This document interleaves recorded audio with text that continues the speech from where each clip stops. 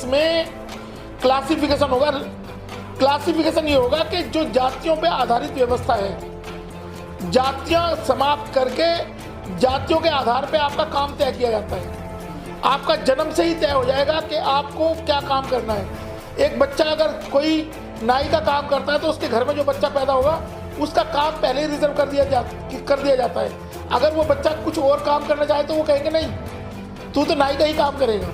ऐसे ही कोई अगर किसी चमार के घर में बच्चा पैदा होगा तो उसका काम चमड़े का ही होगा।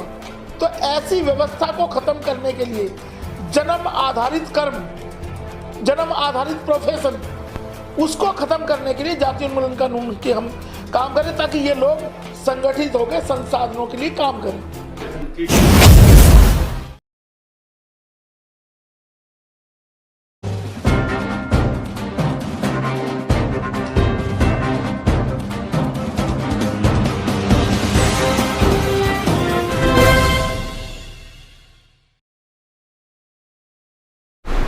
आपकी अपनी पार्टी पीपल्स के राष्ट्रीय अध्यक्ष रामवीर चौहान जी हमारे साथ हैं और देखे जाए तो इस समय पूरे देश के अंदर ऐसी शर्मसार करने वाली घटनाएं हो रही हैं जो नहीं होनी चाहिए इस देश के अंदर।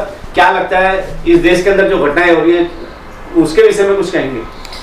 देखिए, ये सभी जो घटनाएं हैं ये सत्ता के संरक्षण में हो रही हैं। हाँ। जो लोग सत्ता में बैठे हैं उन्हीं के आशीर्वाद से ये घटनाएं की जाती हैं। जब तक सामाजिक सद्भाव नहीं बनेगा, और हम लोग बार बार इस पे प्रयास कर रहे हैं कि इस देश में कास्ट एबोलिशन एक्ट लाया जाए ताकि जातियों का झगड़ा ही इस देश में खत्म हो और कानून का पालन हो, संविधान का पालन हो। तो ये जो घटनाएं हैं जो सत्ता, उनका सीधा कांसीराम जी ने भी इस बारे में कहा था कि जिनके पास सत्ता होती है उनकी बहन बेटियां सुरक्षित होती हैं। तो आज सिर्फ जो भाजपा के लोग हैं, जो भाजपा नीति सरकार है, उनसे संबंधित जो लोग हैं उन्हीं की बहन बेटियां सुरक्षित हैं। बाकी सारे देश में जितनी भी समाज की बहन बेटियां हैं वो कोई सुरक्षित नहीं है। उनके पास ताकत है तो उनकी बहन बेटियों के कोई के साथ कोई अत्याचार होता है तो 2 मिनट में एक्शन हो जाता है। बाकी लोगों का 75 दिन, आप ये देखो 75 दिन के बाद ये वीडियो बाहर आया है, तो सत्ता ने कितनी ताकत लगाई होगी कि जो शोषण है और जो अत्याचार है उसको दबाने के लिए। आपको 75 दिन के बाद पता चलता पूरे देश को कि ऐसी बड़ी घटना हुई है उसके। और सबसे शर्म की बात यह है कि जो कारगिल युद्ध में हमारे जवान थे जिन्होंने अपनी आहुति दी या जिन लोगों ने वहाँ फाइट की, उनकी परिवार की महिलाओं के साथ इतना बड़ा अत्याचार हुआ, और इस देश के प्रधानमंत्री और इस देश के रक्षा मंत्री अपने मुंह में दही जमा के बैठे हुए हैं, एक शब्द भी उनके मुंह से नहीं निकलता। और जब ये वीडियो बाहर आया तो 36 सेकंड की बात उन्होंने कह के ख़त्म कर दी ताकि देश में उस पर ना चल सके बातचीत। देखा जाए इस मुद्दे पे जहां भारतीय जनता पार्टी अपने आप को घिरा महसूस कर रही है, वहीं वो तमाम तरह के स्टेटमेंट बिहार की घटनाओं के बारे में, राजस्थान की घटनाओं के बारे में, अन्य राज्यों की घटनाओं के बारे में लोगों को अवगत करा रही है और मीडिया इसमें साथ दे रही है। क्या कहेंगे इस बात को लेकर? देखिए, मैं आपके सामने, आपकी अपनी पार्टी पीपल्स का बिल्कुल क्लियर स्टैंड है। आपकी अपनी पार्टी पीपल्स इस देश में कास्ट एबोलिशन एक्ट लाना चाहती है जी। जातियों के नाम पे जो शोषण और अत्याचार है, जो टॉर्चर किया जा रहा है लोगों को, उसकी समाप्ति तभी होगी जब इस देश में कास्ट एबोलिशन एक्ट आएगा। जो लोग जातियों के नाम पे अपने आप का सम्मान महसूस करते हैं और दूसरी जाति के लोगों को अपमानित महसूस कराते हैं, ऐसी व्यवस्था को परिवर्तित करने का ही लक्ष्य आपकी अपनी पार्टी पीपल्स का है। और इस देश में घटनाएं एक राज्य नहीं, समूचे भारत में ये घटनाएं होती हैं, लेकिन कुछ को वहाँ की राज्य सरकारें दबा देती हैं। जो लोगों के सामने आ जाती हैं उन्हीं घटनाओं का जिक्र होता है। इसके अलावा लाखों घटनाएं हैं जो रिपोर्टेड ही नहीं हो पाती हैं। सर, जिस तरीके से आप कह रहे हैं जाति कानून बनना चाहते, जाति कानून बनना चाहिए, एट्रोसिटी का भी तो कानून बना था सर, दलित उत्पीड़न का, लेकिन उस जो चलाने वाले हैं उनकी नीयत ठीक नहीं है। तो क्या कास्ट एबोलिशन जब बनेगा तो नीयत तो उनकी एक ही रहेगी सर? देखिए, कास्ट एबोलिशन और एट्रोसिटी ऑफ SC/ST एक्ट दोनों अलग चीजें हैं। एट्रोसिटी ऑफ SC/ST एक्ट में कुछ क्लास हैं, उन क्लास को जो अपोजिशन की जो क्लासेज हैं वो उनका शोषण करती हैं।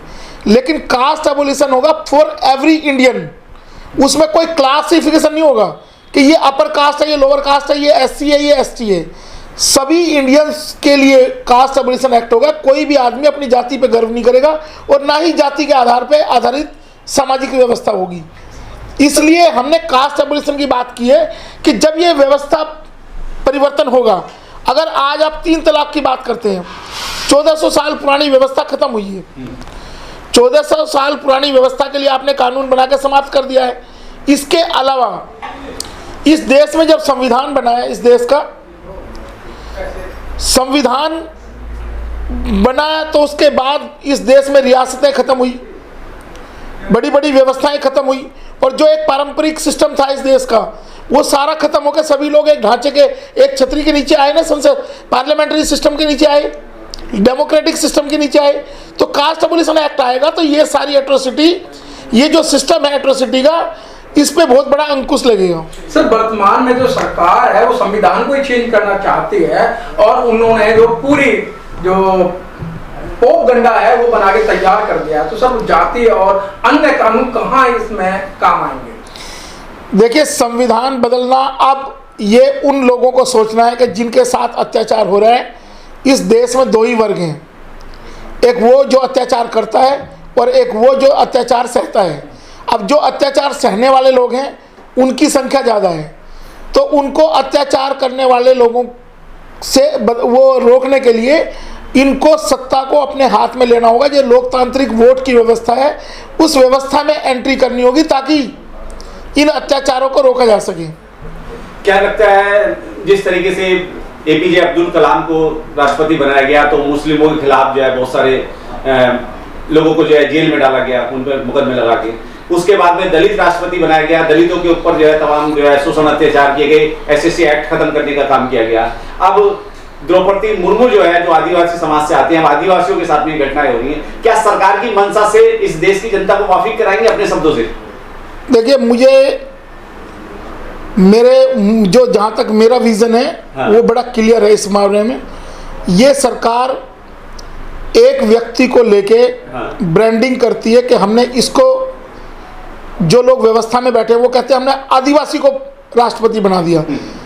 अगर राष्ट्रपति बनने के बाद भी वो आदमी आदिवासी है, राष्ट्रपति बनने के बाद भी वो व्यक्ति दलित है, अगर राष्ट्रपति बनने के बाद भी कोई आदमी ओबीसी है, तो ऐसी व्यवस्था जो उसको भारत के राष्ट्रपति के तौर पे एक्सेप्ट नहीं करती है, वो व्यवस्था आपके साथ न्याय कैसे करेगी? आप कैसे न्याय की उम्मीद करोगे कि आपके समाज के साथ वो न्याय कर रही है, जब राष्ट्रपति बनने से पहले ही आपको आदिवासी बता दिया गया, राष्ट्रपति बनने से पहले ही आपको दलित बना दिया गया, जो आज जिसके सिग्नेचर से पूरे देश का शासन चल रहा है, और वो आदमी, उसको आप दलित बता रहे हैं। तो ये मानसिकता है कि उसको पहले से ही एक फ्रेमवर्क में डाल दिया गया है कि ये इस कास्ट का है, इस रिलीजन का है, इस आदमी को हम इस लेवल तक ही सीमित रखेंगे।